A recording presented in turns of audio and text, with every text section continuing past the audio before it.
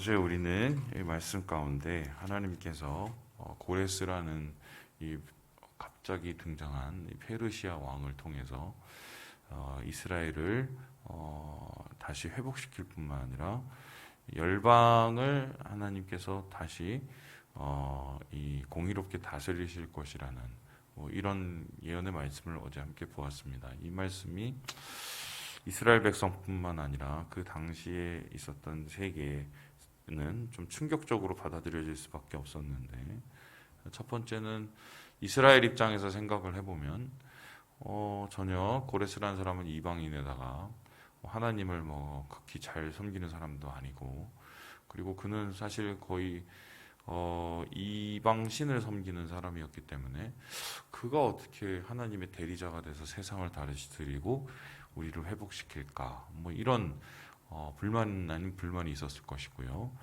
반면에 세상의 다른 열방들은 이 고레스에 대해서 생각하기를 거의 무명에 가까운 사람이었기 때문에 이 사람이 어떻게 지금 세계의 패권을 장악할 수 있을까? 이건 말이 되지 않는 일이다.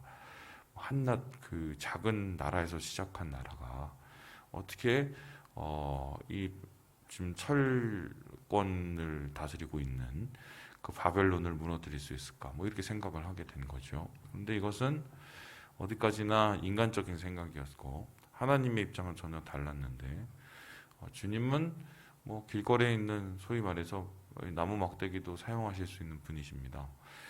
심지어는 말씀을 보면은 걸어가는 나귀를 통해서도 사람을 일깨우시는 분이 하나님이시죠. 하나님이 하시는 일이시기 때문에 그럽니다. 하나님께서 전혀 세계사의 주목을 받지 못하는 그 고레사라는 사람을 통해서 세상을 뒤집어 놓으심을 통해서 이 세상의 진정한 주인이 누구신지를 보여주시고, 그리고 이스라엘 백성들에게 전혀 예기치 못한 이 구원과 회복을 나타내심으로 그들의 힘이 아니라 오직 하나님의 능으로 새롭게 세워질 하나님의 나라에 대한 이 마음을 갖게 하시는 거죠. 그래서 때로는 우리가 이해되지 않고 때로는 우리가 머릿속으로 다 헤아릴 수 없는 일들, 나의 판단과 나의 생각에 갇혀 있기 때문이고요. 하나님께서는 그러한 생각과 판단을 먼저 내려놓고 하나님을 신뢰하기를 원하시고 하나님을 경외하기를 바라시는 것, 그것이 신앙이다. 어제 그런 얘기를 좀 나눴습니다. 오늘은 그 이후의 이야기인데요. 하나님께서 그렇다면은 왜 이스라엘 백성을 회복시키실까? 그리고 왜 하나님께서는 고레스라는 사람을 통해서 이 열방을 다시 이 재편하시는 이유가 무엇일까? 이런 이야기를 다루고 있습니다. 그런데 그 이야기에 상하는 단어가 하나가 있어요. 그 단어가 뭐냐? 바로 창조라는 단어입니다. 우리 함께 18절의 말씀을 같이 한번 읽어보겠습니다. 18절입니다. 시작. 대저 여호와께서 이같이 말씀하시되 하늘을 창조하시니 그는 하나님이시니 그가 땅을 지으시고 그것을 만드셨으며 그것을 견고하게 하시되 혼돈하게 창조하지 아니하시고 사람이 거주하게 그것을 지으셨으니 나는 여호와라 나 외에 다른 이가 없느니라. 사람들의 생각은 이 나라, 이 세계, 그 우주 어떻게 창조됐을까? 몰라요.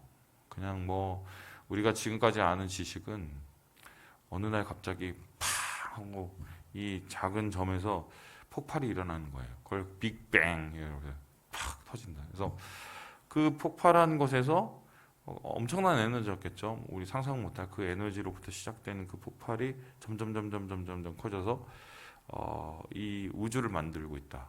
그리고 지금 우주는 지금도 이렇게 넓어지고 있죠. 그리고 세상에 보이는 저기 반짝이는 별들은 사실은 지구와 같은 이런 행성이 아니라 이 별이죠. 별이라는 것은 태양이에요. 태양. 막 불타오르는 태양. 그러면 그 태양 옆에도 이 지구와 같은 다른 태양을 도는 행성들이 있을 거예요. 수억 개의 별들과 또 수억 개의 이런 행성들이 있는 거죠. 이게 어떻게 해서 시작됐는지 전혀 몰라요. 그냥 뭔가 팡 터졌다 이게 아는 거예요. 그리고 인간은 어떻게 시작이 되었을까? 이것도 사실은 거의 불문에 붙여졌어요. 사람들이 학자들이 고민하기로는 이 신체 조직이 만들어지기 위해서는 단백질이 만들어져야 되거든요. 여러분 기억나는지 모르겠지만 미토콘트리아인가요? 제가 그 생물을 잘 못해갖고요. 생물을 제가 안 했어요.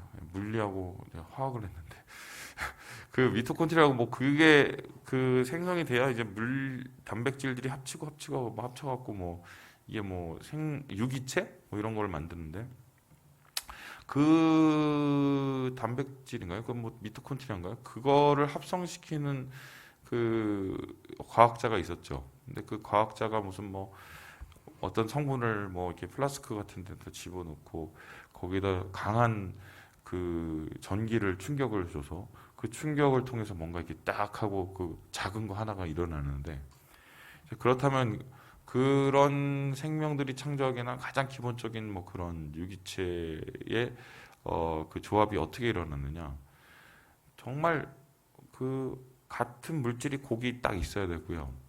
그리고 어느 날 갑자기 거기다가 벼락이 딱 갖다가 쳐야 돼요. 이게 거의 확률적으로 따지면 0에 가까운 확률이에요. 근데 거기에서 또 뭐가 시작이 되느냐? 그렇게 생성된 미토콘트리아들끼리 또 같이 뭉쳐지고 그게 또 서로 조합이 돼야 되고 그리고 또 그게 수억 년의 세월 가운데 무슨 뭐 작은 단세포 생명 아메바인가요? 그거부터 시작을 해갖고 나중에 고등 생물로 발전할 때까지 정말 진화의 진화라는 수많은 시간을 보내야 된다고 생각을 하고 있죠. 처음도 확률로 시작하고 지금 우리가 있기까지의 그 이런 모든 상황도 다 확률로 해석을 해요. 그러면은 사람은 그냥 어느 날 갑자기 툭 떨어져서 하늘에서 벼락 쳐서 수억 년 후에 만들어진 존재. 이게 지금 과학에서 밝혀낸 거거든요. 이걸 과연 밝혔다고 말할 수 있겠을까? 예. 점점 미궁이죠. 세계 어떻게 시작이 됐을까? 사람 어떻게 시작됐을까? 대충 이러지 않았을까라고 그냥 디자인만 했을 뿐 사실 그 시작과 또 끝도 알 수 없는 뭐 이게 우리가 지금 가지고 있는 이 천체와 우주와 또 생명의 기원인데요. 그런데 성경에서는 그 우주의 기원과 또 우리 인간의 기원에 대한 분명한 목적과 분명한 이유를 이야기하고 있죠. 왜냐하면 그것을 만드신 분을 분명히 이야기하고 있기 때문입니다. 과학은 어느 날 갑자기 알지도 못하게 이것이 생성됐다고 얘기하고 있지만 성경은 처음부터 이건 하나님이 하신 일이라고 이야기를 하고 있어요. 하나님께서 이 땅을 창조하신 거죠. 말씀으로 창조하신 겁니다. 그게 그 말씀이 에너지의 폭발로 나타나든 아니면 무슨 하나님의 뭐 아주 그 정교한 생명을 만드는 과정으로 나타나든 우리는 잘 모르지만 주님의 말씀 속에서 그 모든 것들이 진행되었다. 그러면 이제 이 말씀이라는 것을 우리는 무엇이라고 생각할 것이냐? 18절에 따르면은 그 말씀을 좀 대체할 수 있는 생각들이 있는데요. 그건 뭐냐면 질서예요. 보세요. 혼돈하게 창조했다. 그렇게 하지 않으시고 하나님이 견고하게 하셨다. 그러면 이 성경에 보면 뭐가 나오냐면 태초에 하나님께서 저 세상을 창조하실 때 그냥 창조하신 게 아니라 그 우리의 창조 전에 우주의 창조 전에 있었던 것이 있었어요. 그게 뭡니까? 케오스, 혼돈이에요. 그러니까 혼돈이라는 것은 한마디로 엉켜져 버린 뭐 실타래 같은 거, 그게 뭐 물질적으로 존재했는지 아니면은 그게 개념적으로 존재했는지는 전혀 알 수가 없지만 한마디로 엉망진창의 그런 뭔가가 있었던 거죠. 그것에 질서를 부여해서 생명이 있게 하고 우주가 있게 하고 별이 있게 하고 그리고 사람이 있게 만드신 거예요. 그래서 이 세상을 창조하는 이 지구를 창조하는 그 과정도 보면은 물은 물끼리 모이게 하시고 묻은 다시 드러나게 하시고 뭇 위에 하나님께서 뭐 씨를 뿌리셔서 이 생물이 자라나게 하시고 이런 게 다 하나님의 질서가 부여되는 거거든요. 그래서 창조를 좀 다른 말로 조금 표현을 하면 뭐냐면 하나님의 질서가 우리 가운데 나타난 거예요. 그런데 그 하나님의 큰 질서, 하나님의 그 다스리는 질서, 그것을 다른 말로 뭐라고 그러냐? 공의라고 그래요. 공의.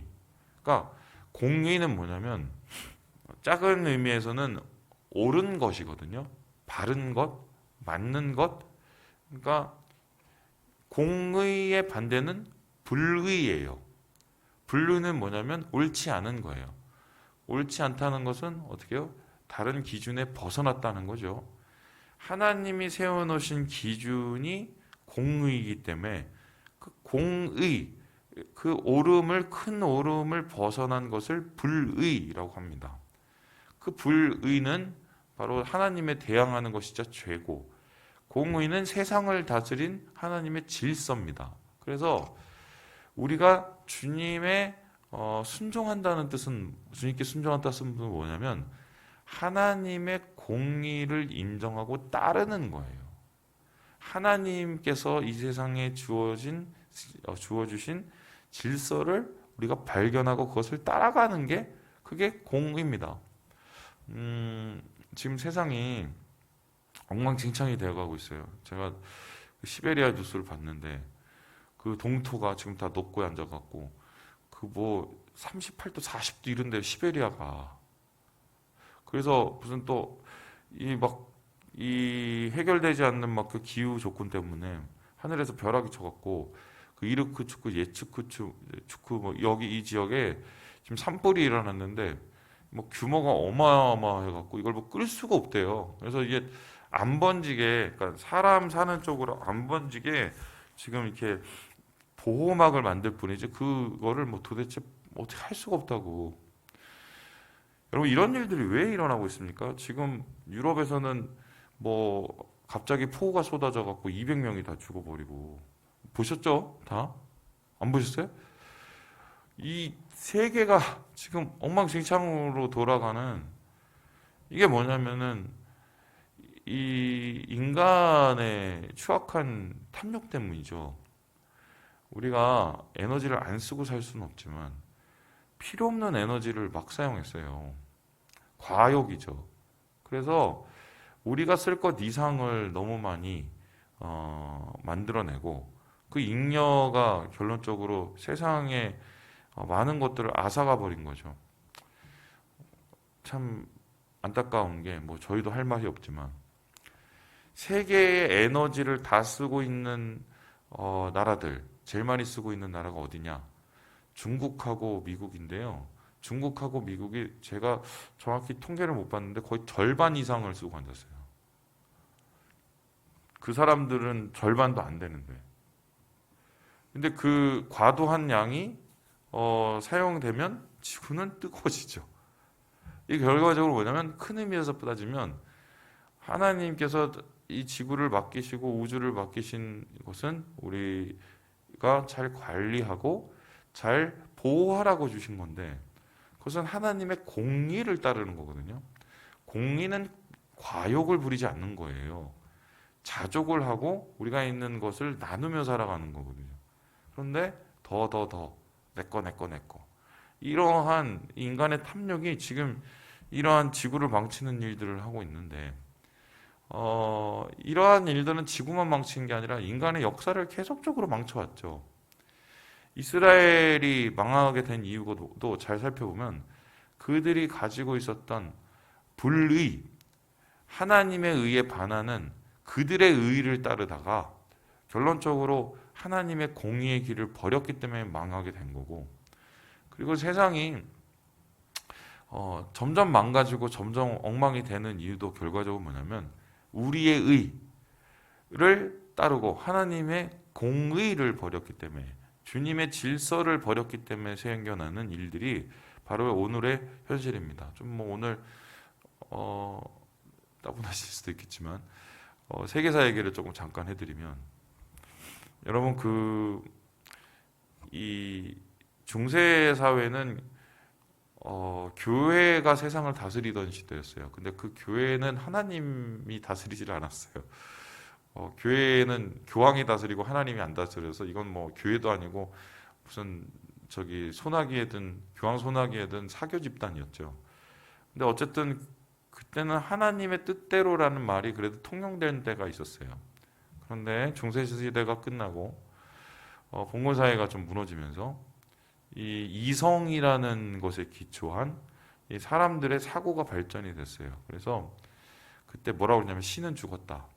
우리의 이성, 우리가 가지고 있는 이 생각을 가지고 세상을 밝혀내자. 그게 철학이 뭐냐면 계몽주의 철학이거든요. 그때 그 계몽주의 철학을 가지고 사람들이 인간의 휴머니즘과 인간이 가지고 있는 사상으로 세상을 더 좋게 만들 거라고 생각을 했어요. 그때는 하나님 얘기하면 완전히 그 병신 취급을 받던 시대예요. 그 계몽주의가 가장 발전된 나라가 어디였느냐? 독일이었어요. 그리고 영국이었어요. 영국과 독일이 나중에 무엇을 일으켰느냐? 1차 대전, 2차 대전. 계몽주의가 가장 발전된 나라가 제국주의, 그러니까 세상을 돌아다니면서 식민지 만들고 사람들 괴롭히고, 그리고 1, 2차 대전을 만들어서 끔찍한 사람을 죽이는 그 인재를 일으키죠. 이게 인간이 생각하는 의로움이에요. 의로움의 한계. 왜냐하면 사람의 의로움은 절대로 자신의 이 탐욕을 통제할 수 없어요. 인간이 그런 존재예요. 겉으로는 뭐 우리가 뭘 얘기하고 뭘 뭐 좋은 얘기를 많이 하지만 사실 하나님의 공의에 붙잡혀 있지 않으면 인간은 언제든지 탐욕 속에 다시 물들 수밖에 없는 그런 연약한 존재이기 때문인데요. 그래서 하나님께서는 오늘 말씀 속에서 이 창조를 통해서 이스라엘 백성들을 만드셨고 그들의 일은 뭐냐면 하나님의 공의를 따르는 백성이 되게 하는 거예요. 하나님의 공의를 따르는 백성을 거룩한 백성이라고 그래요. 그럼 그 거룩한 백성이 그 공의를 따랐을 때 어떤 일이 일어납니까? 사람들이 그 이스라엘 백성을 보고 이런 길이 있었네? 아, 이런 길이 좋은 길이네? 그것을 알게 되면 어떻게 해요? 자기도 자기의 의를 내려놓고 하나님의 공의에 관심을 가지고 공의에 따르게 되죠. 바로 그것이 이스라엘 백성을 만드신 이유고 하나님께서 교회를 만드신 이유인데 주님의 길을 쫓아 살아감으로 그 길이 참된 길이라는 것을 사람들에게 알려서 사람들이 하나님의 공의의 길로 하나님의 질서의 길로 오게 만드는 그 역할을 하는 것이 바로 이스라엘 백성들 혹은 교회의 목적입니다. 그래서 오늘 주님께서는 이렇게 얘기하시죠. 우리 함께 20절의 말씀을 같이 한번 읽어보겠습니다. 20절의 말씀입니다. 시작. 열방 중에서 피난한 자들아 너희는 모여오라. 함께 가까이 나아오라. 나무 우상을 가지고 다니며 구원하지 못하는 신에게 기도하는 자들은 무지한 자들이니라. 하나님께서 나아오라고 말씀하십니다. 나아오면 산다고 말씀을 하십니다. 나아오라는 것은 주님의 공의의 길로 나아라는 것이고요. 이스라엘 백성이 따르는 그 길을 하나님께서 공유하기를 원하시고요. 이렇게 공의의 길로 나오는 그 이스라엘과 열방들을 향해서 하나님께서 무엇을 약속하느냐? 그들을 구원하시겠다. 21절에 보니까요. 공의를 행하며 구원을 베푸는 하나님이라고 하나님 자신이 자신을 소개하고 있습니다. 하나님의 길을 따를 때 그 길이 바로 세상을 구원할 길이라는 것을 주님이 이야기를 하고 이 구원을 받기 위해서 이렇게 얘기합니다. 22절 우리 같이 한번 읽어보도록 하겠습니다. 시작. 땅의 모든 끝이여 내게로 돌이켜 구원을 받으라. 나는 하나님이라 다른 이가 없느니라. 예, 우리 그 찬양 아시죠? 땅 끝에서라는 찬양. 땅의 모든 끝 찬양하라. 그 차이 말이에요. 세상의 모든 끝까지 하나님의 공의가 미쳐서 그 길을 따르도록 하나님이 초대하고 계시죠. 그 찬양의 그 가사가 뭡니까? 땅끝에서 주님을 배우리. 우리가 세상에 하나님께서 보내주신 이유는 땅끝까지 이르러 하나님의 공의와 구원이 이르도록 우리가 애를 쓰기 위한 거죠. 하나님의 통로가 되기 위해서. 그래서 하나님께서는 이렇게 이스라엘을 회복시키며 세상을 다시 공의에 굴복시켜서 주님의 뜻을 이루기 원하는데 25절에 이렇게 마무리하고 있습니다. 읽고 오늘 말씀 마치겠습니다. 시작. 이스라엘 자손은 다 여호와로 말미암아 의롭다 함을 얻고 자랑하리라 하느니라. 하나님께서 이스라엘 백성들을 의롭다고 자랑할 때가 있게 한다. 자, 그러면 이 이스라엘 백성을 우리로 적용한다면 하나님께서 영적인 이스라엘인 예수 믿는 우리를 통해서 의롭다함을 얻고 자랑하게 하신다. 그러니까 이런 거죠. 결론은 하나님이 우리에게 주시는 영광은 뭐냐? 아이고, 야, 예수를 믿었는데 어제 내가 갑자기 길거리에 가는데 복권이 사고 싶은 거야. 그래서 내가 복권을 탁 넣었는데 그저께도 보니까 아니, 오늘 보니까 그 복권이 2등이래. 야, 이거 하나님께 영광이야. 이게 아니에요. 아니, 이런 거예요. 야, 내가 어제 모르고 작년에 땅을 하나 샀잖아. 땅을 하나 샀는데, 야, 내가 그 땅을 놓고 내가 얼마나 기도를 했는데 하나님이 갑자기 그걸 2배가 되게 해주셔서 이게 영광이 아니에요. 그거는 하나님 그냥 우리에게 만약 그런 일을 주셨으면 주님의 일에 더 힘쓰라고 그냥 응원을 해주신 거고요. 진짜 하나님께서 주시는 하나님의 자랑이 되는 건 뭐냐? 나의 삶 속에서 하나님의 의로움이 넘쳐 흐르는 거예요. 예수님께서는 이거를 빛과 소금이라고 얘기하십니다. 주님의 빛이 나의 삶 속에 넘쳐 흐르는 거예요. 야, 저 사람은 삶을 받으니까 좀 하나님이 느껴져라는 거. 어제 이제 이렇게 그 표창 받으면서 전 사실 그런 거 별로 안 좋아해요. 잘 아시지만. 근데 한편으로 그런 마음이 들었어요. 이렇게라도 좀 교회가 세상에 좀 그래도 빛된 역할을 조금이라도 드러내면 그나마 괜찮다. 우리 교회가 그럴 수 있어서 참 행복하다. 여러분들 참 그런 의미에서 대단하신 분들이고요.